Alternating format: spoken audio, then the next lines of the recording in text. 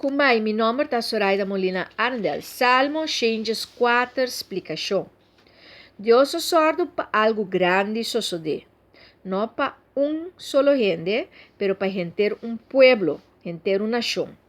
O pueblo estava cativo e cativo, maneira bosança, não tem voz. Cativo não tem própria vontade. Cativo tem que jogar weahasi, lo qual que su chão, su dono, bisepa assim. Cativo tá propriedade. Pois Israel estava a propriedade de Faraó de Egipto.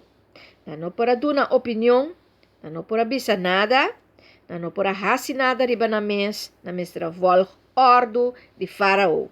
E hace lo que Faraó quer.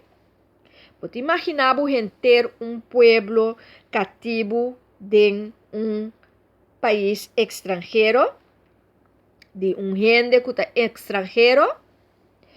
Deus saca o pueblo aqui foi opressão. Esse é algo mais grande mesmo. Deus alaga tur sali foi Egipto e vai ter a permitir. Ela assinan gente livre. E liberdade é uma coisa mais grande mesmo. Tapi se nós temos que salvaguardar o corso de país livre.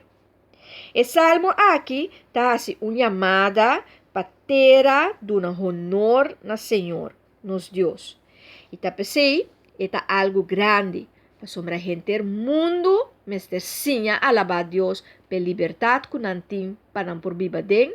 E se não está cativo de qualquer império, para não reza pedir Deus para liberar e me seguro que Deus lo hace.